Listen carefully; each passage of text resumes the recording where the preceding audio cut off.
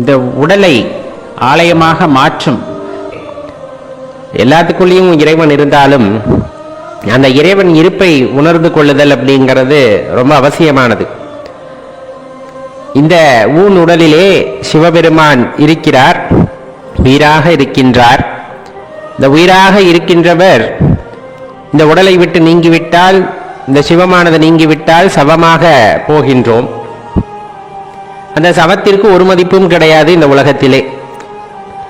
சிவத்தை கையெடுத்து கும்பிடுவார்கள், சவத்தை உடனே அப்புறப்படுத்தி விடுவார்கள். இதுதான் வாழ்க்கை. இதை பற்றி தெளிவாக தெரிஞ்சுக்கிட்டீங்க அப்படின்னா வாழ்க்கையில் எந்தவித கோப தாபங்கள் இருக்காது, மதம் ஆச்சரியம் இருக்காது, ஆணவங்கள் இருக்காது. குறிப்பாக பொறாமை போட்டியெல்லாம் அப்படியே குறைய ஆரம்பிக்கும் இந்த வாழ்க்கையோட அர்த்தத்தை முழுமையாக தெரிஞ்சுக்கிட்டாலுமே கூட அதை மனதார யாருமே ஏற்றுக்கொள்வதில்லை. நாளைக்கு நமக்கும் இந்த முடிவு தான் அப்படின்னு சொன்னால் கூட அது என்னைக்கோ வரக்கூடியது, அதை பற்றி நான் இன்னைக்கு ஏன் யோசிக்கணும் அப்படிங்கிற அந்த எண்ணமானது பரவலாக எல்லாத்துக்குள்ளேயுமே இருக்கு. அது என்னைக்கோ நடக்க போகுதுங்கிறத நம்மளால தீர்மானிக்க முடியாது. அது என்னைக்கு வேணாலும் நடக்கலாம். அதனால இருக்கின்ற இந்த நொடி, இருக்கின்ற இந்த நாளை மிகவும் மகிழ்ச்சியாக வாழ வேண்டும் அப்படிங்கிறதான் எப்பவுமே எல்லோருமே குறிப்பிடுவது. ஒரு வாழ்க்கையை வாழ்றோம் அப்படின்னா அது நிறைய பேர்த்துக்கு பயனுள்ளதா இருக்கணும். நிறைய பேர்த்துக்கு பயனுள்ளதா இருக்கோ இல்லையோ, நமக்கு அது சிறப்பான முறையிலே இந்த வாழ்க்கையானது அமைய வேண்டும், இந்த நாளானது அமைய வேண்டும். அதுதான் முக்கியமான விஷயம். ஏன் அப்படி சொல்றோம்னா, இந்த இறைவன் இருப்பை யாருமே உணர்ந்து கொள்வதில்லை. உயிராக இருக்கக்கூடிய இறைவனின் இருப்பை யாருமே உணர்ந்து கொள்ளக்கூடியதில்லை. சில தருணங்கள்ல நமக்கே அது வெளிப்பாடாக தெரியும். இறைவன் என்னதான் நம்ம குணங்கள்ல தாழ்ந்து போயிட்டா கூட, இறைவன் இருப்பை நினையாது, அதை உணராது தாழ்ந்த குணங்களால் ஆழ்த்தப்பட்டு இருந்தாலும், இந்த இருள் நிறைய சூழ்ந்திருக்க பக்கம் எங்கேயா சின்ன ஒளி இருந்ததுன்னா அப்படியே அந்த வெளிச்சம் கொஞ்சம் கொஞ்சமா பரவி அந்த இடம் முழுவதும் ஒரு வெளிச்சம் உண்டாகும் இல்லையா? அந்த மாதிரி நீங்க எவ்வளவுதான் இறைவனை விட்டு விலகி சென்றாலும் சில அறிகுறிகள் தென்படத்தான் செய்யும். உனக்குள்ளும் ஈரம் இருக்கிறது, உனக்குள்ளும் இறைவன் இருக்கின்றான் அப்படிங்கிற அந்த தன்மையானது வெளிப்படும். அதை எத்தனை பேர் புரிந்து கொண்டிருக்கின்றோம் என்பதுதான் நமக்குமே தெரியவில்லை. இப்ப ஆலயங்களுக்கு போனா சில அறிகுறிகள் தெரிகிறதுங்கிறது வேற. நமக்குள்ளே சில அறிகுறிகள் தெரியும். நமக்குள்ளே சில அறிகுறிகள் தெரியும். ஏன்னா இந்த பூத உடலை இறைவன் கொடுத்திருக்கிறார் அப்படிங்கும் போதே அவரை உணர்ந்து அவருடன் இரண்டர கலந்து பிறப்பில்லா நிலையை அடைய வேண்டும், அந்த பேரின்ப நிலையை அடைய வேண்டும் என்பதற்காகத்தான் நமது சித்தாந்தம் தெளிவாக குறிப்பிடுவதும் அதைத்தான்.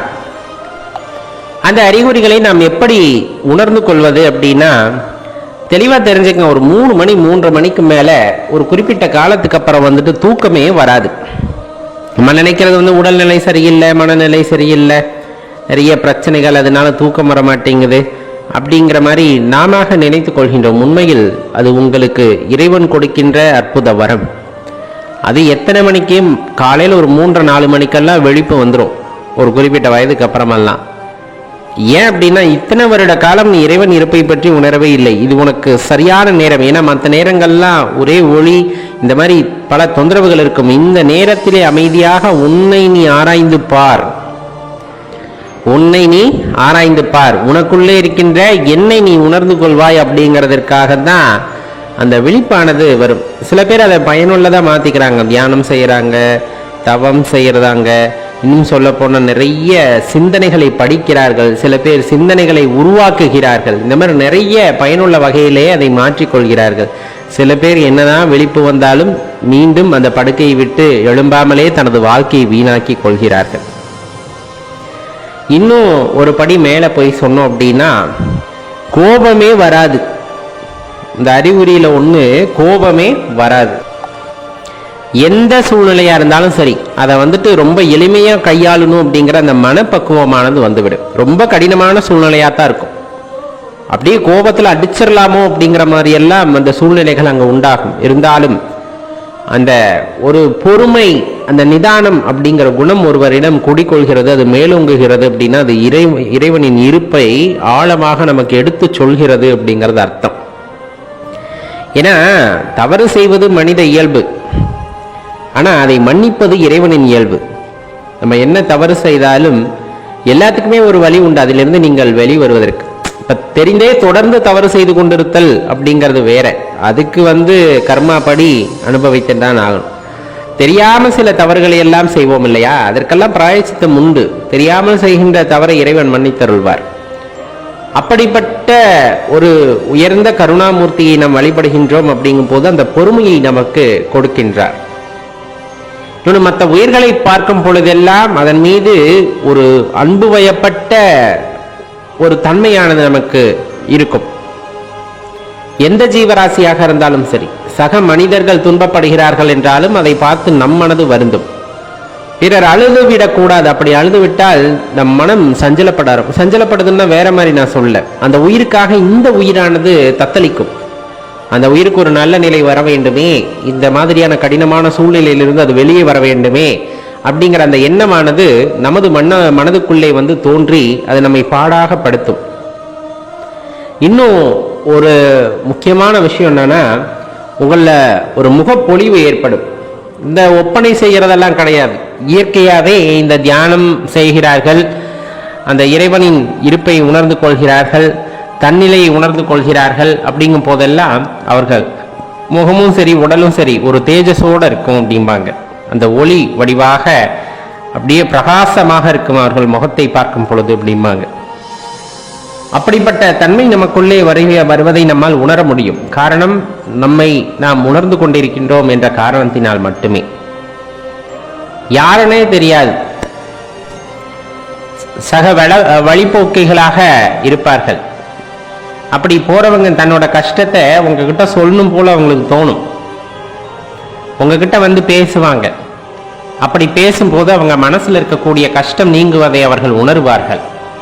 நீங்க அதுக்கு பிராயச்சித்தம் சொல்லி இருக்க மாட்டீங்க, உங்களுக்கு ஆறுதலா எதுவும் பேசியிருக்க மாட்டீங்க. ஆனா உங்ககிட்ட பேசும்போதே அவர்களுக்கு அந்த உணர்வானது ஏற்பட்டுவிடும். நாம் ஒரு உயர்ந்த ஆத்மாவிடம் பேசிக் கொண்டிருக்கின்றோம், நம் கஷ்டங்கள் எல்லாம் நீங்குகிறன அப்படிங்கிற மாதிரி அவங்க யோசிச்சு உங்களிடம் பேசுவார்கள். பேசும்போது அவங்க அந்த அமைதியை உணர்வார்கள். அப்பெல்லாம் தெரிஞ்சுக்கணும், உங்களுக்குள்ள இருக்கின்ற அந்த உயரிய குணம், அந்த ஆத்மா அப்படிங்கிறது, இறைவன் ஸ்வரூபமாக இருக்கின்ற அந்த ஆத்மானது ரொம்ப சக்தி வாய்ந்தது, தன்னை வெளிப்படுத்த முற்படுகிறது அப்படிங்கிறத நாம் தான் உணர்ந்து அறிந்து கொள்ள வேண்டும். இறைவன் எப்பொழுதுமே திரைமறைவாகத்தான் உள்ளத்திலே ஒளிந்திருக்கின்றார். ஆனால் வெளிப்படுத்திக் கொள்வார், நாம் அதை புரிந்து கொள்ள வேண்டும். இன்னும் பல சந்தர்ப்பங்களிலே இந்த புற உலகத்தில் நிகழ்கின்ற மாற்றத்தின் காரணமாகவெல்லாம் நமக்கு புரிய வைப்பார். ஆனால் அதெல்லாம் நமக்கு புரியவே புரியாது. இது இதனால தான் நடக்குதா அப்படின்னே புரியாது. குழந்தைகளிடம் அன்பு பாராட்டுவதாக இருக்கட்டும், சக ஜீவராசிகள் நம்மை தேடி வரும். அந்த உயரிய குணம் இருந்தால், இறைவன் நம்முள் இருக்கிறார் என்றால், அனைவரையும் அன்புமயமாக பார்க்கிறோம் என்றால், சக ஜீவராசிகள் சக உயிரினங்கள் நம்மிடையே அன்பு காட்ட ஆரம்பிக்கும். அதை வைத்தே தெரிந்து கொள்ளலாம், நமக்குள் இருக்கின்ற அந்த உயரிய ஆற்றலானது வெளிப்படுகிறது, இறை ஆற்றலானது வெளிப்படுகிறது. அதை பயன்படுத்தி கொண்டு நாம் அடுத்த நிலையை நோக்கி பயணிக்க வேண்டும் என்ற எண்ணமானது நமக்குள் உண்டாகும். அப்படி உண்டாகின்ற எண்ணமானது உங்களுக்கு கை கொடுக்கின்ற வகையிலே இருக்கும் என்பதை உணர்ந்து கொள்ளுங்கள் நண்பர்களே.